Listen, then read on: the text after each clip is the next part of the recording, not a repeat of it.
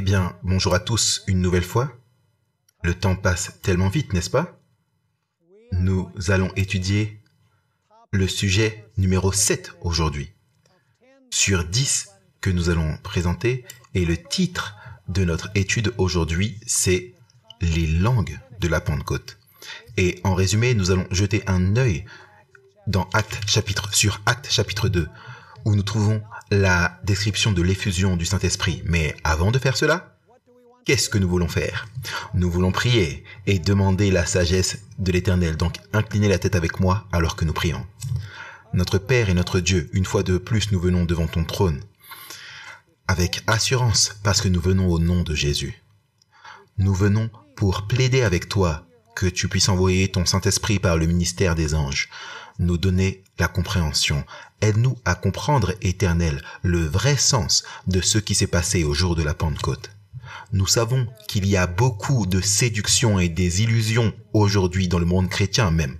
Et nous voulons savoir quelle est ta volonté et qu'est-ce qui s'est vraiment passé au jour de la Pentecôte et pour quelles raisons.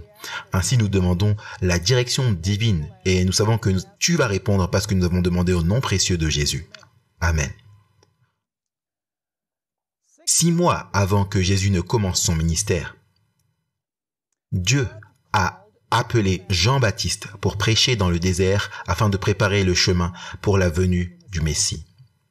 Et dans le message que Jean a prêché se trouve dans plusieurs évangiles, mais j'aimerais particulièrement lire la description de son message tel qu'il est donné dans Matthieu chapitre 3 et le verset 11. Et il y a d'autres versets qui présentent d'autres aspects de son message, mais pour ce qu'on veut faire aujourd'hui, on va lire le verset 11.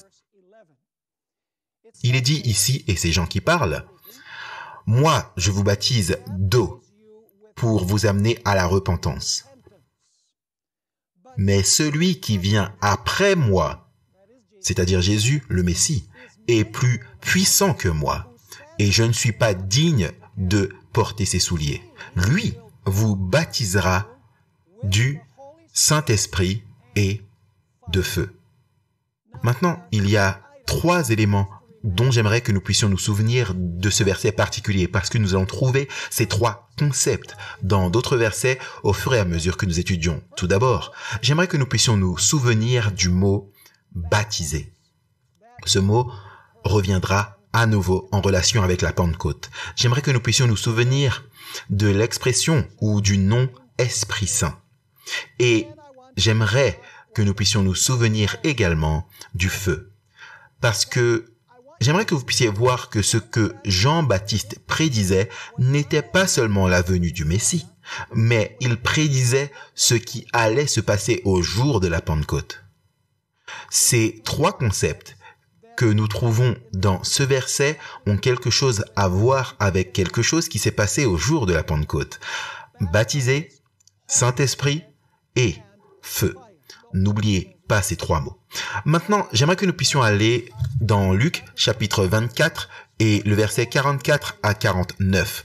Luc chapitre 24 et commençons en fait au verset 46. Luc 24 et verset 46. Ici, nous trouvons Jésus dans la chambre haute au jour de la résurrection ou le soir de la résurrection plus précisément. Et il y a plusieurs concepts que j'aimerais que nous puissions voir ici. Cela se déroule 40 jours avant l'ascension de Christ. C'est un détail important. Et cela se passe environ 50 jours avant le jour de la Pentecôte. Et j'aimerais que vous puissiez remarquer les éléments que nous trouvons ici dans Luc 24 en commençant par le verset 46. Et il leur dit, « Ainsi il est écrit, que le Christ souffrirait et qu'il ressuscitait des morts le 3e jour. » Donc vous remarquez, on parle de la souffrance de Jésus, de sa résurrection le 3e jour. Et regardez ça, et que la repentance et le pardon des péchés. Souvenez-vous de ces 2 concepts. La repentance et le pardon des péchés serait quoi? Serait prêché. Donc le message central de ce passage, c'est que c'est la prédication d'un message. Et donc, il est dit que la repentance et le pardon des péchés seraient prêchés en son nom où? À toutes les nations. a commencé où? Par Jérusalem. Et vous êtes témoin de ces choses. En d'autres termes, vous êtes censés sortir et proclamer ceci, proclamer la repentance et le pardon des péchés. Vous êtes ceux qui ont été choisis pour prêcher cela. Puis, regardez le verset 49. Et voici, j'enverrai sur vous ce que mon Père a promis. Donc, ça va avoir lieu 50 jours après cette apparition de Jésus à ses disciples. Donc il dit, et voici, j'en ferai sur vous la promesse de mon Père. Mais vous, restez dans la ville jusqu'à ce que vous soyez revêtus de la puissance d'en haut. Maintenant, résumons les points clés que nous trouvons dans ce passage que nous devons comprendre afin de saisir ce qui va se passer au jour de la Pentecôte. Tout d'abord, il y a la prédication de la repentance et de la rémission des péchés. On va trouver ça au jour de la Pentecôte une fois de plus. On trouve que la prédication va commencer où? Elle va commencer à Jérusalem, tout à fait. Et que le message, alors, devra aller où? Dans toutes les nations. Et qui devaient être les témoins qui prêcheraient le message? Les apôtres, tout à fait, ceux à qui Jésus parle. Mais avant qu'ils sortent pour prêcher à Jérusalem et apportent le message au monde entier, ils devaient attendre à Jérusalem pour recevoir quoi? Pour recevoir la puissance. Est-ce que les éléments sont clairs? C'est très important que nous ayons ces points clairs car nous allons les voir à nouveau quand nous arriverons au jour de la Pentecôte. Maintenant, avançons un peu à ce qui s'est passé 40 jours plus tard. Cela se passe juste avant l'ascension de Christ, 40 jours après le passage que nous venons de lire. Maintenant, j'aimerais que vous puissiez remarquer que Jean-Baptiste est mentionné ici dans ce passage par Jésus. C'est très très important, car j'aimerais que vous puissiez voir que le cadeau qui a été donné au jour de la Pentecôte était le même cadeau dont Jean-Baptiste a parlé. Donc il y a un lien entre Jean-Baptiste parlant du baptême, il parle du Saint-Esprit, il parle du feu, et ce que Jésus a dit juste avant son ascension. Maintenant, remarquez ce que nous trouvons dans les versets 4 et 5. Et étant assemblés avec eux, il leur ordonna de ne pas quitter Jérusalem. Est-ce qu'on a lu cela dans Luc chapitre 24? C'est la même chose, pas vrai? Mais de quoi? D'attendre la promesse du Père. Est-ce que c'est la même chose dans la chambre haute? Absolument. Dont il a dit, vous avez entendu de moi. Maintenant, remarquez qu'il a fait référence à Jean-Baptiste. C'est le même don dont Jean-Baptiste a parlé. C'est un détail très important. Donc le verset 5 dit, car Jean vous a vraiment baptisé d'eau, mais vous serez baptisés du Saint-Esprit dans quelques jours. Permettez-moi de vous demander, est-ce que Jean-Baptiste a parlé d'être baptisé avec le Saint-Esprit dans le message que nous avons trouvé dans Matthieu chapitre 3 et verset 11? Absolument, nous avons trouvé deux des éléments ici. Et au jour de la Pentecôte, nous allons trouver des langues de feu. Donc on va trouver les trois éléments dont Jean-Baptiste a parlé. Nous les trouvons avoir lieu au jour de la Pentecôte. Donc ma question c'est, est-ce que Jean parlait de l'effusion du Saint-Esprit au jour de la Pentecôte quand il a prêché dans le désert? Absolument. Maintenant, résumons ce que nous trouvons dans Actes 1, versets 4 et 5. Tout d'abord, Jésus dit, ne quittez pas Jérusalem. Deuxièmement, il dit, attendez la promesse du Père, qui est la promesse de l'effusion du Saint-Esprit.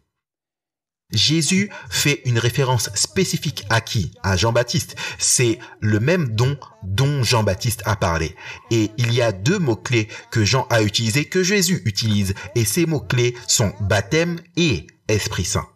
Et nous savons qu'au jour de la Pentecôte, il y avait des langues de feu. Donc vous avez les trois éléments de Matthieu 3, verset 11, dans Actes chapitre 1.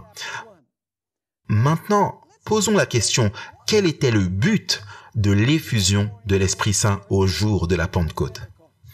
Était-ce de donner aux apôtres un trip spirituel?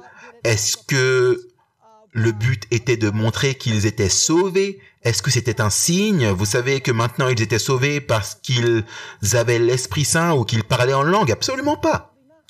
Le but de ce don était d'avoir le pouvoir de proclamer le message, commençant à Jérusalem et en allant aux nations. En d'autres termes, la tâche, c'est l'évangélisation. Et l'Esprit Saint est la puissance qui accomplit la tâche évangélique. J'aimerais que vous puissiez remarquer cela très clairement dans Actes chapitre 1 et le verset 8. Souvenez-vous que c'est le même contexte que les versets 4 et 5 qu'on vient de lire. Jésus est sur le point de monter. En fait, au verset 9, le verset juste après, Jésus monte au ciel. Donc, remarquez ce qui est dit dans Actes chapitre 1 et le verset 8. Mais vous recevrez une puissance quand le Saint-Esprit viendra sur vous. Donc, remarquez, vous recevrez. La première chose que nous avons, c'est qu'ils doivent recevoir. Vous recevrez une puissance, le Saint-Esprit survenant sur vous. Et quel est le but de la puissance? Remarquez, le verset dit, vous serez mes quoi? Est-ce que Jésus a dit cela dans Luc 24? Est-ce que c'est l'un des éléments? Vous êtes mes témoins? Absolument. Donc, il dit, vous serez mes témoins. Et maintenant, remarquez la séquence. À Jérusalem, dans toute la Judée, dans la Samarie, et jusqu'à où? Jusqu'aux extrémités de la terre. Maintenant, c'est important pour nous de réaliser que avant que le Saint-Esprit puisse être répandu, avant que le message puisse être prêché, Jésus devait accomplir certaines œuvres sur terre qui devaient d'abord être proclamées. Tout d'abord, nous avons étudié que Jésus avait besoin de vivre une vie parfaite, car aucun être humain ne peut offrir à la loi la perfection et la loi exige la perfection. Deuxièmement, Jésus devait mourir pour les péchés du monde, car s'il ne mourait pas, nous aurions tous à mourir. Ainsi, en d'autres termes, Jésus devait vivre une vie parfaite et il devait mourir pour le péché avant que l'Esprit puisse être déversé avec puissance pour que les disciples puissent prêcher le message, parce que le but du message était que les apôtres puissent dire, écoutez, Jésus a vécu une vie parfaite, la vie parfaite que la loi exigeait de nous. Et Jésus a payé la dette pour le péché. Et si vous vous repentez et que vous recevez Jésus comme votre sauveur, vous confessez vos péchés, alors vous recevrez la rémission ou le pardon des péchés par son nom. En d'autres termes, il ne pouvait pas proclamer le message sans la puissance jusqu'à ce que Jésus ait exécuté ce qu'était le message. Donc, est-ce que vous comprenez ce que je dis? Ainsi, il ne pourrait y avoir aucune effusion du Saint-Esprit sans Jésus vivant une vie parfaite et mourant pour les péchés du monde, car c'était le contenu de la prédication des apôtres. Donc, donner la puissance sans aucun contenu pour la prédication serait absolument inutile. Ce que j'aimerais que vous puissiez remarquer ici en particulier, c'est que l'Esprit Saint a été répandu dans le but de leur donner la puissance de témoigner. En d'autres termes, ce n'était pas pour leur donner un trip spirituel, leur donner l'auto-édification. Le but de la puissance était qu'ils puissent être en mesure de prêcher que Jésus avait vécu, Jésus était mort et que Jésus était monté au ciel. Il était l'intercesseur au ciel et vous pouvez venir à lui et réclamer ce qu'il a fait lorsqu'il était sur terre. C'était ça le but de la puissance du Saint-Esprit. Témoigner. D'ailleurs, Jésus l'avait déjà annoncé avant le jour de la Pentecôte pendant son ministère. Je ne sais pas si vous vous souvenez, mais il y a quelques conférences en arrière, on a étudié Jean 7, versets 37 à 39. C'est un passage très intéressant. Vous vous souvenez que nous avons étudié l'épisode du rocher, quand l'eau est sortie du rocher, les deux épisodes du rocher dans l'Ancien Testament. Regardez ce qu'on trouve dans Jean 7, 37 à 39. C'est lors de la fête des tabernacles, le dernier jour de la fête, le 8e jour. Au dernier jour, le dernier jour de la fête, Jésus se leva et dit: « Si quelqu'un a soif, qu'il vienne à moi et boive. » Et ensuite, il dit ceci: « Celui qui croit en moi, est-ce que vous devez vous repentir et confesser vos péchés pour croire en Jésus et recevoir Jésus comme votre sauveur? » Bien sûr.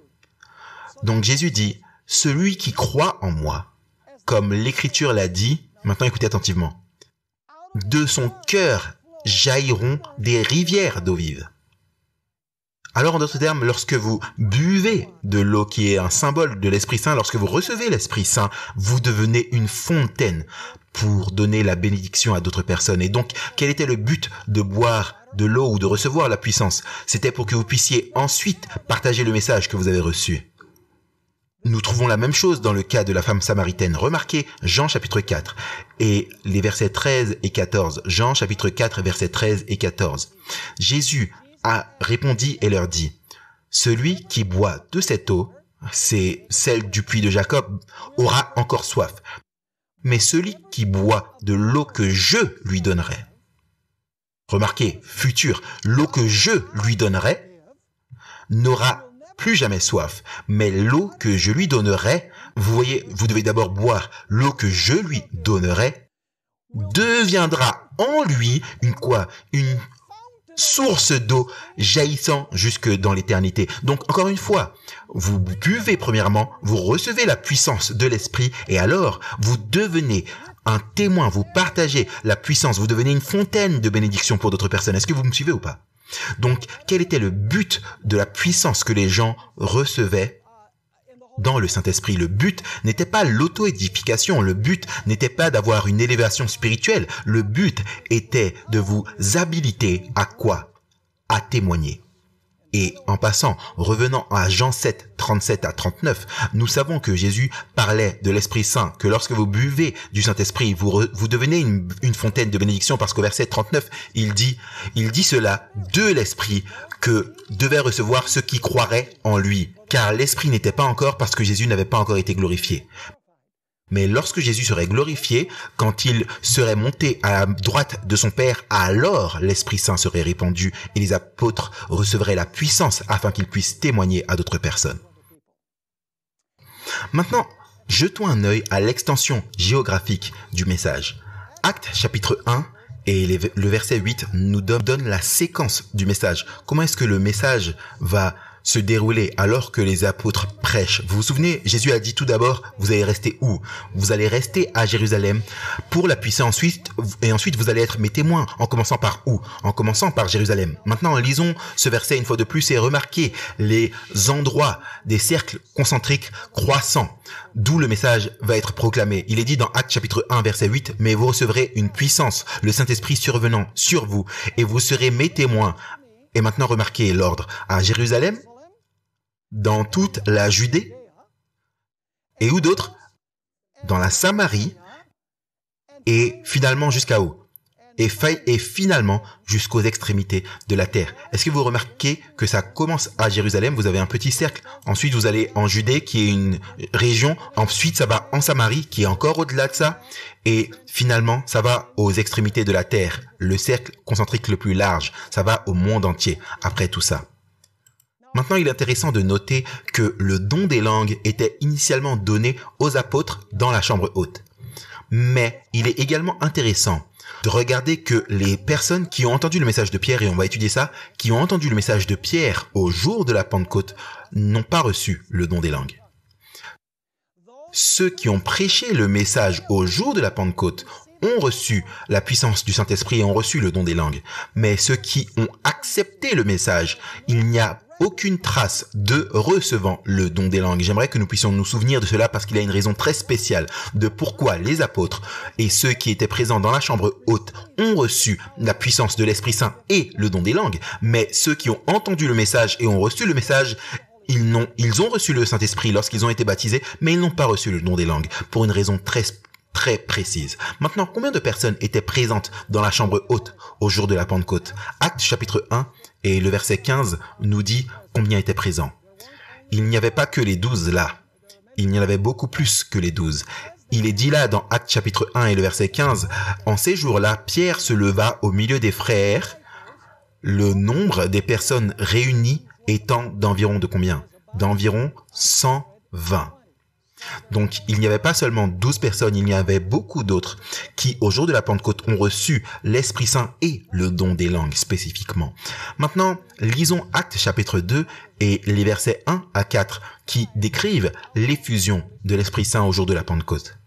Il est dit dans Actes chapitre 2 verset 1, « Le jour de la Pentecôte étant pleinement venu », cela signifie que la Pentecôte a eu lieu au moment exact où les 50 jours entre la résurrection et le jour de la Pentecôte a eu lieu, l'heure même, on va le voir. Donc il est dit, lorsque le jour de la Pentecôte fut pleinement venu, ils étaient tous ensemble dans un même lieu. Tout à coup, il vint du ciel un bruit comme celui d'un vent impétueux. Et il remplit toute la maison où ils étaient assis. Des langues semblables à des langues de feu leur apparut, séparées. Est-ce que Jean-Baptiste a prédit du feu? Oui, c'est le cas. Il est dit des langues semblables à des langues de feu leur apparurent séparées les unes des autres et se posèrent sur chacun d'eux. Et ils furent tous remplis du Saint-Esprit. Est-ce que c'est quelque chose que Jean-Baptiste avait prêché? Absolument. Ils furent tous remplis du Saint-Esprit et se mirent à parler en quoi? En d'autres langues, selon que l'Esprit leur donnait de s'exprimer. Donc, qui a donné le don des langues? C'est le Saint-Esprit. Le Saint-Esprit a donné le nom des langues. Et nous avons vu que les anges étaient impliqués. C'était vraiment l'Esprit Saint à travers le ministère des anges. Maintenant, la question c'est, pourquoi est-ce que Dieu a donné le don des langues lorsqu'il a donné le Saint-Esprit aux apôtres et à ceux qui étaient réunis dans la chambre haute? Est-ce que c'était pour qu'ils aient une élévation spirituelle ou qu'ils s'auto-édifient dans leur propre expérience spirituelle? Absolument pas. Il y avait une raison pratique pour laquelle, au jour de la Pentecôte, Dieu a donné le don des langues. Regardez Actes chapitre 2, versets 5 à 8. On va avancer dans ce chapitre. On va étudier tout le chapitre, au moins les grandes lignes. Actes chapitre 2 et versets 5 à 8. Il est dit, « Or il y avait en séjour à Jérusalem des Juifs, hommes pieux, doux, de toutes les nations qui sont sous le ciel. Au bruit qui eut lieu, c'est-à-dire au bruit du vent impétueux, la multitude accourut et quoi? Et fut confondue, parce que chacun les entendait parler, c'est-à-dire ceux qui étaient rassemblés, non seulement les 12, mais ceux qui étaient réunis dans la chambre haute, parce que chacun les entendait parler. Comment? Dans sa propre langue.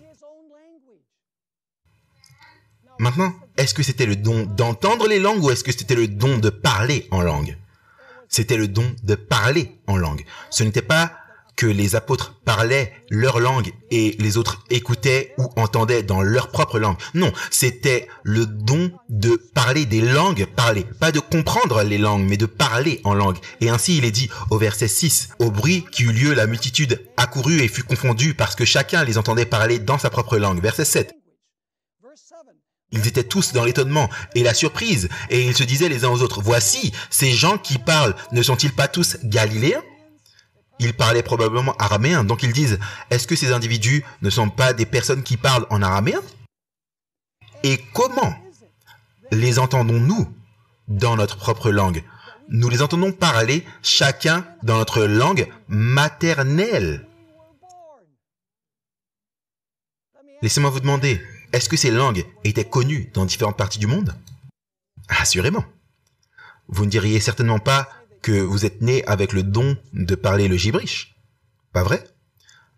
Quand ils disent « ils parlent dans nos langues maternelles », en résumé, ils disent la langue de la nation d'où nous venons. Pas vrai? Donc, pourquoi cela s'est-il passé? Pourquoi Dieu leur a-t-il donné la capacité de parler les langues des nations dans lesquelles les gens sont nés? On doit lire les versets 9 à 11, il y a l'explication. Il est dit, présent là, était quoi? Parthes, Mèdes, Élamites, ceux qui habitent la Mésopotamie, la Judée, la Cappadoce, le Pont, l'Asie, la Phrygie, la Pamphylie, l'Égypte, le territoire de la Libye voisine de Cyrène, et ceux qui sont venus de Rome, juifs et prosélytes, crétois, arabes, comment les entendons-nous parler dans nos langues, dans nos propres langues? De quoi parlaient-ils? Des œuvres merveilleuses de Dieu. Aurait-il compris les œuvres merveilleuses de Dieu s'il parlait un charabia que personne ne pouvait comprendre? Bien sûr que non. Il parlait dans des langues qui étaient connues dans différentes parties du monde. Et le but du don des langues au jour de la Pentecôte, c'est parce qu'il y avait beaucoup de nations qui étaient rassemblées là pour le jour de la Pentecôte. Et tous les hommes de 12 ans et plus devaient se rendre à la fête de la Pentecôte. Donc, ayant toutes ces personnes de toutes ces nations, il était nécessaire de partager la bonne nouvelle de Jésus. Et donc, Dieu a donné aux apôtres la capacité de parler dans les langues de ces nations afin qu'ils puissent partager la bonne nouvelle de Jésus-Christ. Ellen White, dans le livre Actes des Apôtres, page 39, a cette déclaration très intéressante. Elle dit « Le Saint-Esprit, assumant la forme de langue de feu, reposait sur ceux qui étaient assemblés. C'était un emblème du don alors accordé aux disciples qui leur permettait, maintenant écoutez attentivement, qui leur permettait de parler avec une aisance avec laquelle ils n'avaient jusqu'alors pas été familiers. Avec aisance, une langue qu'il ne connaissait pas jusque-là.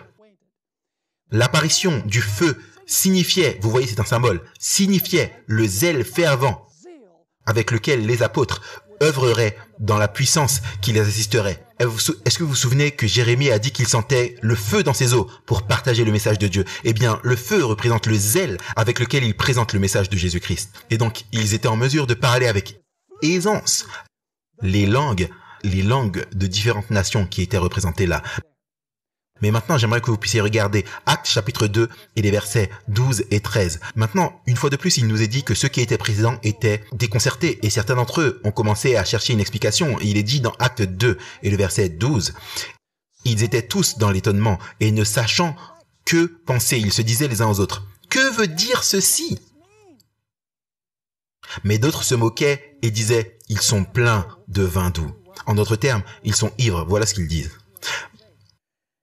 Maintenant, l'apôtre Pierre, lorsqu'il a entendu les gens dire « Oh, ils sont juste ivres, ils ont trop bu, donc là, ils parlent en charabia », l'apôtre Pierre se leva et dit « Je dois vous donner une explication ici. » On trouve ça dans les versets 14 et 15. Alors Pierre se présenta avec les 11, éleva la voix et leur parla en ces termes. « Hommes juifs, et vous tous qui séjournez à Jérusalem, sachez ceci et prêtez l'oreille à mes paroles. Ces gens ne sont pas ivres comme vous le supposez, car c'est la 3e heure du jour. » Maintenant, question, quelle est la 3e heure du jour, bibliquement parlant? La 3e heure du jour, c'est 9 heures du matin. À quelle heure du jour l'Esprit Saint a-t-il été déversé? À 9 heures. Et cela a eu lieu exactement 50 jours après que Jésus ait présenté les premiers fruits. Rappelez-vous qu'on a étudié les premiers fruits au Père. Alors, à quelle heure de la journée Jésus a-t-il présenté les prémices? C'était exactement 50 jours plus tôt, donc ça devait être à 9 heures du matin. Et juste avant 9 heures du matin, il a rencontré Marie-Madeleine. Il a dit « Ne m'accroche pas parce que je dois monter vers mon Père ». Il avait un rendez-vous à 9 heures du matin pour rencontrer son Père au ciel, pour s'assurer que son Père avait accepté son sacrifice. Et donc maintenant, Pierre doit expliquer ce qui se passe. Et ainsi, on va pas lire tous les versets, mais dans Actes chapitre 2, versets 16 à 21, Pierre cite la prophétie de Joël 2, versets 28 et 32. Il est dit, ça c'est exactement ce dont le prophète Joël a parlé. En d'autres termes, c'est l'accomplissement de la prophétie biblique. Et ainsi, il cite en fait ce long passage du chapitre 2 de Joël et il explique exactement ce qui se passait sur terre à ce moment-là. Ce qui se passait, c'était que la prophétie de Joël s'accomplissait sous leurs yeux. Puis Pierre, après avoir utilisé le passage de Joël pour expliquer ce qui se passait là sur terre, il commence à raconter l'histoire de Jésus, les différentes étapes de l'histoire de Jésus. Il a mentionné la vie de service que Jésus avait vécue. Il a mentionné le fait que Jésus soit mort ou que Jésus fut tué. Et ensuite, il parle de la résurrection de Jésus-Christ. Donc encore une fois, c'est sa vie, sa mort et sa résurrection. Remarquez ce qu'il prêche. Aurait-il pu prêcher cela si Jésus n'avait pas fait ces choses auparavant? Non, vous voyez, Jésus a vécu sa vie, il est mort, il est ressuscité, puis il déverse l'Esprit Saint et ensuite il dit aux apôtres, vous allez prêcher ce que j'ai fait. Maintenant, remarquez Actes chapitre 2, versets 22 à 24, où Pierre parle du ministère de Jésus. Hommes israélites, écoutez ces paroles. Jésus de Nazareth, cet homme à qui Dieu a rendu témoignage devant vous par les miracles, les prodiges et les signes qu'il a opérés par lui au milieu de vous, comme vous le savez vous-même. Donc il parle de sa vie.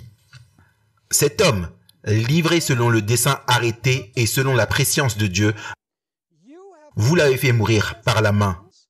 Vous quoi? Vous l'avez crucifié. Vous voyez, il parle de sa vie, de sa mort, et ensuite, Dieu l'a quoi? Dieu l'a ressuscité, en le délivrant des liens de la mort parce qu'il n'était pas possible qu'il fût retenu par elle. Donc il dit, Jésus a vécu une vie de service, Jésus est mort et Jésus est ressuscité d'entre les morts. Puis Pierre dit, je dois prouver cela à partir de l'écriture. Regardez, il utilise Joël chapitre 2. Maintenant, il va utiliser un autre passage pour prouver que l'Ancien Testament avait déjà prédit que le Messie allait vivre, il allait mourir et il allait ressusciter. Ce passage, c'est dans Actes 2, 25 à 28. Et ça vient du psaume 16, versets 8 à 10. Il est dit ici, car David dit de lui, c'est-à-dire concernant le Messie, Je voyais constamment le Seigneur devant moi, parce qu'il est à ma droite, afin que je ne sois point ébranlé. Aussi, mon cœur est dans la joie, et ma langue est dans l'allégresse, et même ma chair reposera avec espérance. Car c'est Jésus qui parle. Car tu n'abandonneras pas mon âme dans le séjour des morts, ou dans la tombe, comme dit la NIV, et tu ne permettras pas à ton sein de voir la corruption. Tu m'as fait connaître les sentiers de la vie, tu me rempliras de joie dans ta présence. Donc Pierre cite Psaume 16 et il dit « J'ai la preuve que le Messie allait vivre, il allait mourir et il allait ressusciter ». Cela a été prédit par David dans Psaume 16, donc il utilise les Écritures comme preuve de ce qu'il dit. Et ensuite, j'aimerais que vous puissiez remarquer Actes chapitre 2, versets 29 à 33. Il a parlé de la vie de Jésus, la mort de Jésus, la résurrection de Jésus. Maintenant, il va dire « Oh, mais il y a quelque chose d'autre qui s'est passé après la résurrection. » Regardez, commençant au verset 29. « Hommes, frères, qu'il me soit permis de vous dire librement au sujet du patriarche David qu'il est mort et qu'il a été enseveli et que son sépulcre existe encore aujourd'hui parmi nous. » En d'autres termes, ce psaume ne peut s'appliquer à David car David n'a pas été ressuscité. David est mort. Et ensuite, il continue de dire, comme il était prophète, David étant prophète et qu'il savait que Dieu lui avait promis avec serment de faire asseoir un de ses descendants sur son trône, c'est la résurrection du Christ qu'il a prévue et a annoncée. Regardez l'étape prochaine. La vie, la mort, la résurrection et l'ascension à la droite de Dieu pour s'asseoir sur son trône. Verset 31. C'est la résurrection de Christ qu'il a prévue et annoncée, en disant qu'il ne sera pas abandonné dans le séjour des morts et que sa chair ne verrait pas la corruption. Maintenant, écoutez attentivement. C'est ce Jésus que Dieu a ressuscité. Nous en sommes tous témoins. Par conséquent, voici un point très important. Étant élevé où? À la droite de Dieu, il a reçu du Père le Saint-Esprit qui avait été promis. Il l'a répandu comme vous le voyez et l'entendez. Maintenant, ce qui s'est passé dans la chambre haute était un signal que Christ avait quoi? Que Christ était monté au ciel, il s'était assis à la droite de Dieu et il avait commencé son ministère d'intercession ou de médiation dans le sanctuaire céleste. Et bien sûr, Pierre sait que les gens vont dire, eh bien, d'où tu tires ça? Et donc Pierre cite 2 prophéties, une fois de plus. Vous voyez, comment est-ce que Pierre était au courant de ces prophéties? Vous vous souvenez que Jésus avait passé 40 jours sur cette terre. Nous avons étudié cela. Parlant aux apôtres des choses concernant le royaume de Dieu, je suis sûr que Jésus a expliqué toutes ces prophéties aux apôtres. Et il a dit, Joël va s'accomplir. Joël chapitre 2 va s'accomplir au jour de la Pentecôte. Et au fait, Pierre, tu dois utiliser aussi Psaume 16 parce que cela parle de moi. Oh, et tu dois te souvenir également de la prophétie qu'on trouve dans Psaume 110 et verset 1. Assieds-toi à ma droite jusqu'à ce que j'ai fait de tes ennemis ton marchepied. Et tu dois aussi te souvenir de Psaume 132, verset 11, où il est dit que le Messie viendrait des reins de David. Et donc, Pierre, au jour de la Pentecôte, utilise tous ces textes de l'Ancien Testament pour soutenir son sermon. En d'autres termes, c'est une prédication biblique qu'il prêche. Il ne fait pas du divertissement pour les gens, il présente la vérité présente sur ce que Jésus fait à ce moment particulier. Et donc, il cite dans les versets 34 et 35, il cite Psaume 132, verset 11 et aussi Psaume 110, verset 1. Et j'aimerais que vous puissiez remarquer ce qui est dit au verset 34 et 35. Car David n'est point monté au ciel, mais il dit de lui-même, le Seigneur a dit à mon Seigneur, assieds-toi à ma droite, jusqu'à ce que je fasse de tes ennemis ton marchepied. Et il cite le psaume 110 et le verset 1. Puis, l'apôtre Pierre atteint le point culminant de son sermon, et on trouve ça au verset 36. Par conséquent, que toute la maison d'Israël sache donc avec certitude que Dieu a fait Seigneur et Christ, ce Jésus que vous avez crucifié. Vous vous dites, eh bien, est-ce qu'il n'était pas Jésus-Christ avant cela? Oui, il était le Christ avant cela. Mais souvenez-vous que lorsque nous avons étudié l'élection du successeur de Judas, que Jésus, comme Aaron, était oint d'huile du Saint-Esprit quand il était revêtu des vêtements. Rappelez-vous qu'il était revêtu des vêtements du grand prêtre et que le sanctuaire a été oint d'huile. Puis l'huile a été versée sur la tête d'Aaron qui représente que Jésus a reçu le don du Saint-Esprit pour le répandre sur les apôtres. Et ainsi, nous trouvons que quand il est dit que Dieu a fait de Jésus Seigneur et Christ, ou oint, cela signifie que Christ a été oint comme grand prêtre dans le sanctuaire céleste. Maintenant, quand Pierre finit son message, la question c'est: quelle a été la réponse de ceux qui étaient présents? Apparemment, Pierre n'a même pas eu à faire un appel. Parce qu'il nous est dit au verset 37, après avoir entendu ce discours, c'est-à-dire que Jésus a vécu, il était mort, il était ressuscité, il est monté, et il était assis à la droite de Dieu, il était oint pour être le grand prêtre, il a été oint pour être l'avocat ou le médiateur ou l'intercesseur pour ceux qui viennent à lui repentant et confessant leurs péchants et faisant confiance à Jésus. Maintenant, quand ils ont entendu ce message, on trouve au verset 37, après avoir entendu ce discours, ils eurent le cœur vivement touché. Un message puissant. Et ils dirent à Pierre et aux apôtres et aux autres apôtres, hommes, frères, que ferons-nous? À la lumière de ton message, maintenant que Jésus est dans le sanctuaire céleste et qu'il est loin, qu'il a répandu son esprit, qu'est-ce qu'on doit faire? Et j'aimerais que vous puissiez voir ce que dit Pierre. On trouve cela au verset 38. Il est dit, ensuite Pierre leur dit, repentez-vous et que chacun d'entre vous soit baptisé. Est-ce que Jésus a déjà prononcé ces mots dans la chambre haute? C'est ce que le message des apôtres devait être. Absolument. Alors Pierre leur dit, repentez-vous et que chacun d'entre vous soit baptisé au nom de Jésus-Christ. Pourquoi? Pour le pardon de vos péchés. Et ensuite il est dit, et vous recevrez quoi? Vous recevrez le don du Saint-Esprit. Allait-il recevoir le même don de l'Esprit Saint que les apôtres avaient reçu? Oui, c'était le cas. Leur avait-il été dit qu'ils devaient se repentir et être baptisés? Est-ce que vous vous souvenez que c'est ce que Jésus a dit dans la chambre haute, qu'ils allaient être témoins et qu'ils allaient prêcher la repentance et la rémission des péchés? Donc c'est exactement ce que Pierre prêche au jour de la Pentecôte.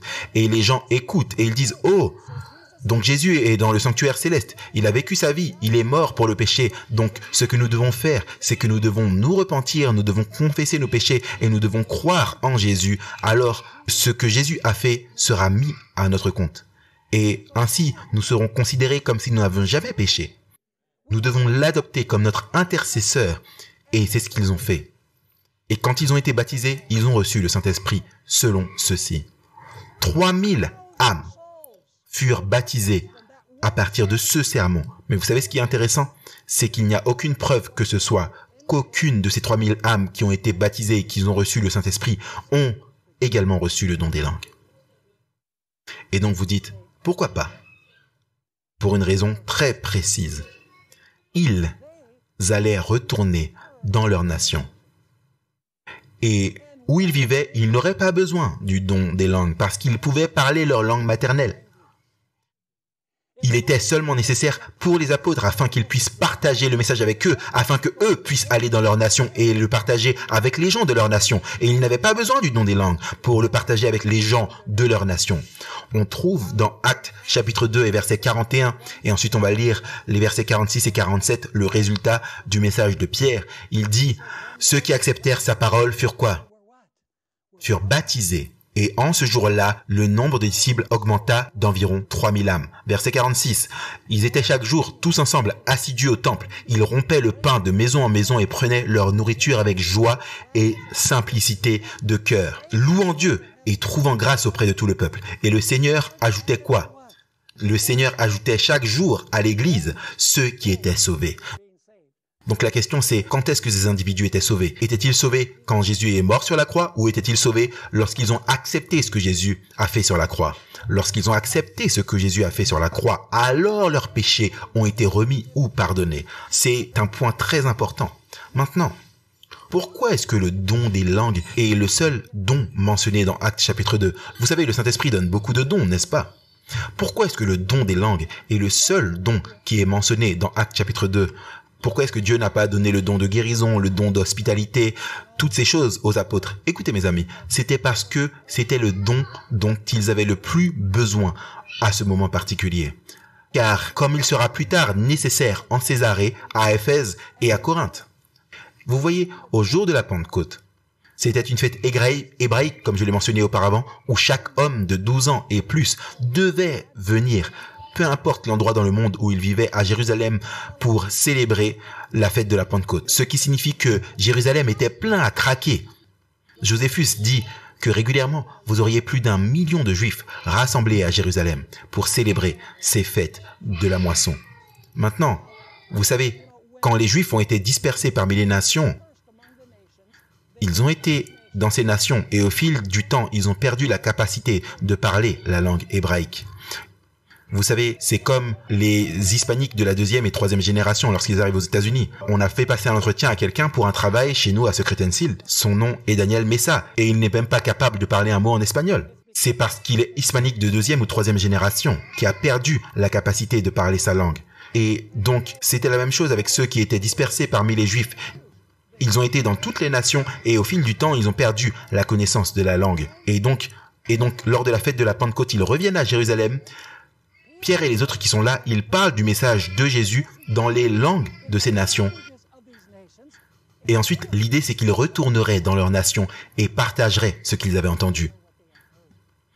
J'aimerais lire ce passage relativement long, mais très puissant, de Conquérant Pacifique à la page 39 et 40. Ellen White explique, durant la dispersion, les Juifs avaient été dispersés dans presque toutes les parties du monde habité. Et dans leur exil, ils avaient appris à parler diverses langues. Beaucoup de ces Juifs se trouvaient à l'occasion de la Pentecôte à Jérusalem pour assister aux fêtes religieuses qui s'y déroulaient. Or, chaque langue connue était représentée par ces Juifs rassemblés. Cette diversité de langues, où est-ce que ce problème a été créé? À Babel. Dieu va dire maintenant je vais résoudre le problème de Babel. Et donc il est dit cette diversité de langues représente un grand obstacle à la proclamation de l'évangile. C'est pourquoi Dieu subvint d'une manière miraculeuse à l'incapacité des apôtres. Le Saint-Esprit fit à leur égard ce qu'ils n'auraient pas pu accomplir par eux-mêmes de leur vivant. Ils pourraient maintenant proclamer au monde les vérités de la parole de Dieu, parlant correctement les langues de ceux qu'ils évangélisaient. Ce don miraculeux prouvait avec force au monde que leur mission portait le sceau du ciel. À partir de ce moment-là, le langage des disciples devint pur, simple et précis, qu'ils s'exprimassent dans leur langue maternelle ou dans une langue étrangère. Mes amis, le don des langues n'est pas un phénomène appris. Les gens disent « Oh, tu parles espagnol parce que je parle espagnol fluemment, sans accent. » Donc il dit « Oh, tu as le don des langues. » Non, je n'ai pas le don des langues. J'ai appris l'espagnol lorsque j'étais enfant. Le don des langues, c'est un don instantané, miraculeux, que Dieu donne à une personne. C'est comme si les anges prenaient une pierre de rosette et la mettaient dans le cerveau, afin que vous puissiez parler le langage avec précision, même avec les expressions, parfaitement. C'est incroyable.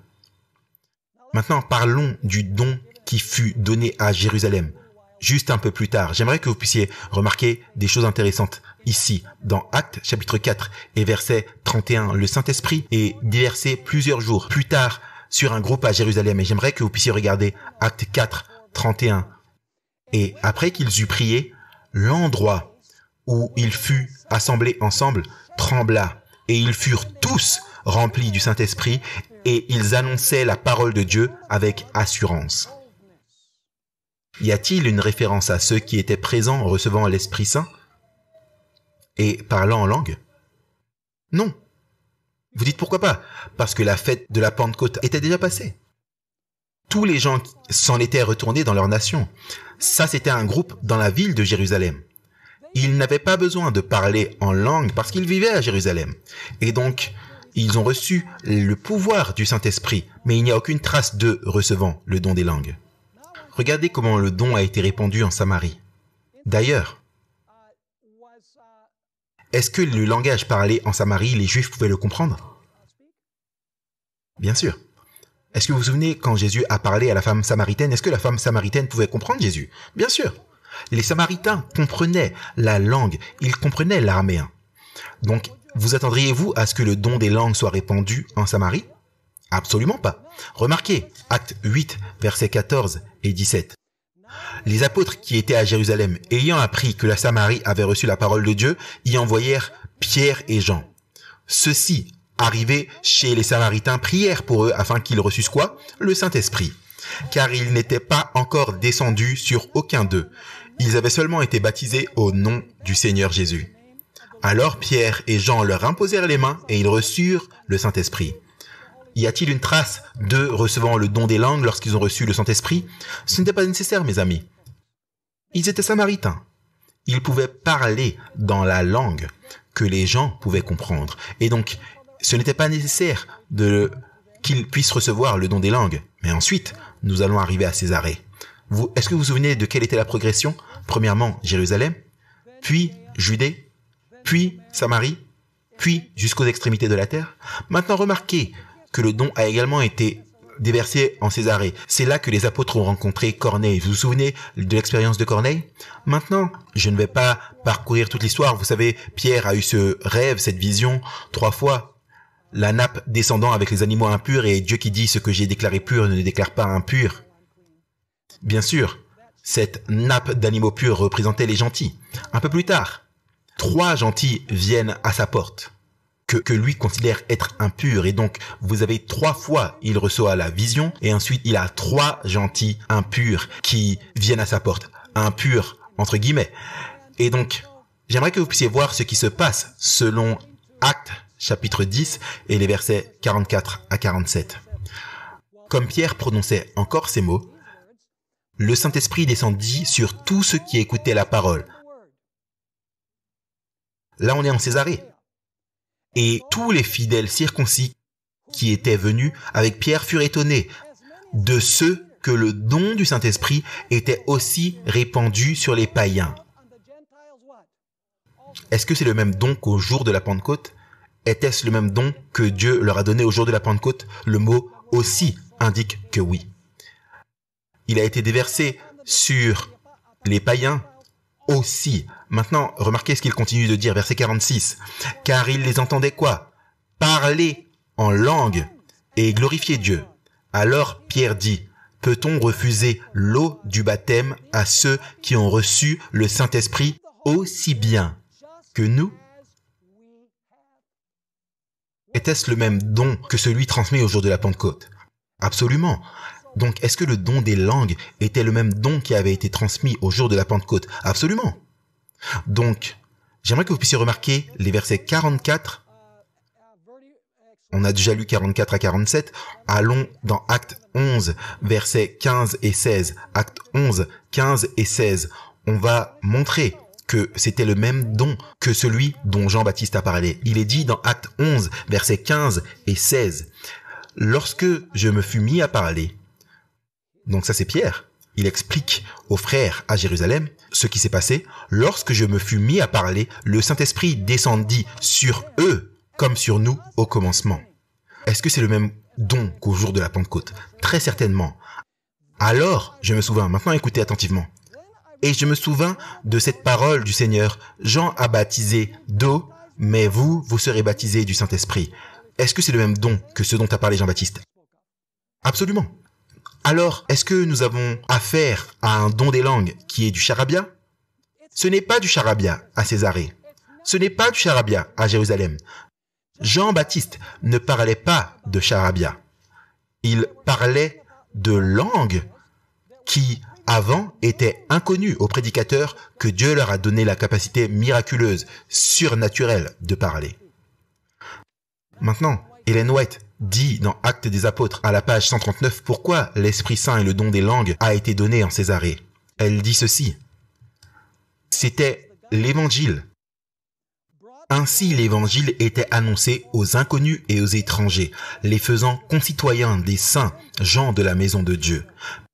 Mais la conversion de Corneille et de sa maison, ça c'est important, ne constituait que les prémices d'une abondante moisson. De ce foyer, une grande œuvre allait s'accomplir dans cette ville païenne. Laissez-moi vous dire 2-3 choses sur Césarée. Césarée était le port le plus important entre l'Égypte et Tyr. L'Égypte au sud et Tyr au nord. Les gens de toute langue, culture et nation passaient par ce port. Césarée. Et Dieu a donné à Corneille et à sa famille la capacité de parler en langue afin qu'ils puissent partager l'évangile avec tous ces groupes linguistiques qui passaient par le port de Césarée. Est-ce que vous me suivez ou pas? Maintenant, remarquons le don donné à Éphèse. Acte 19, versets 1 à 6. Pendant qu'Apollos était à Corinthe, Paul, après avoir parcouru les hautes provinces de l'Asie, arriva à Éphèse, ayant rencontré quelques disciples. Il leur dit, « Avez-vous reçu le Saint-Esprit quand vous avez cru ?» Ils lui répondirent, « Nous n'avons même pas entendu dire qu'il y ait un Saint-Esprit. » Il dit, « De quel baptême avez-vous donc été baptisés ?» Maintenant, encore une fois, regardez la référence à Jean-Baptiste. « De quel baptême avez-vous donc été baptisés ?» Donc ils répondirent quoi? Du baptême de Jean. Alors Paul dit, Jean a baptisé du baptême de repentance, en disant au peuple de croire en celui qui venait après lui, c'est-à-dire en Jésus. Donc, est-ce que c'est le même don qu'ils allaient recevoir que ce dont Jean-Baptiste a parlé? Absolument. Regardez le verset 5. Sur ces paroles, ils furent baptisés au nom du Seigneur Jésus. Et lorsque Paul leur eut imposé les mains, le Saint-Esprit vint sur eux et ils parlaient en langue et prophétisaient. Pourquoi est-ce que le don des langues serait-il donné dans la ville d'Éphèse? Eh bien, mes amis, Éphèse était l'un des centres commerciaux les plus importants sur le continent d'Asie. Une fois de plus, des gens de toutes les nations, de langues, de cultures passaient par ce centre commercial important. Et il était nécessaire que ces convertis proclament le message dans les langues des personnes qui allaient passer par cette ville importante. Ellen White explique dans Actes des Apôtres à la page 283 au sujet de cette expérience, avec un profond intérêt et une joie grande et reconnaissante. Les frères écoutèrent les paroles de Paul. Par la foi, ils saisirent la merveilleuse vérité de l'expiation de Christ et le reçurent comme leur rédempteur. Vous voyez, ils acceptent maintenant Christ comme leur sauveur. Ils ont ensuite été baptisés au nom de Jésus et alors que Paul leur imposait les mains, ils reçurent également le baptême du Saint-Esprit par lequel ils étaient capables de parler les langues des nations, les langues d'autres nations et de prophétiser. Maintenant, quel était le but? Ainsi, ils étaient qualifiés pour œuvrer comme missionnaires à Éphèse et dans ses environs et aussi d'aller proclamer l'évangile en Asie mineure. Aurait-il besoin de connaître plusieurs langues afin d'atteindre ces distances? Absolument. Donc Dieu dit, je vais leur donner le don des langues. Maintenant, il y a un autre lieu qu'on trouve dans le livre d'Actes où l'Esprit Saint a été donné. Et c'est également mentionné dans 1 Corinthiens 12, 14. Et ce sera notre prochaine étude. Le don des langues a également été répandu à Corinthe. Pourquoi à Corinthe? Eh bien, Corinthe est l'un des ports maritimes les plus fréquentés d'Europe. Une fois de plus, des gens de tout groupe linguistique passaient par ce port à Corinthe, en Europe. C'était une métropole, c'était une ville cosmopolite, avec des gens de toutes les nations. Et donc, Dieu a vu qu'il était nécessaire de donner à l'église de Corinthe le don de l'Esprit Saint afin qu'il puisse partager le message avec tous les groupes linguistiques qui passaient par la ville de Corinthe. Maintenant, j'aimerais vous lire une déclaration très intéressante alors que nous terminons sur la pluie de l'arrière-saison. Vous savez ce qui va se passer à la fin des temps. Est-ce que vous pensez que Dieu va relancer une fois de plus le don des langues à la fin des temps?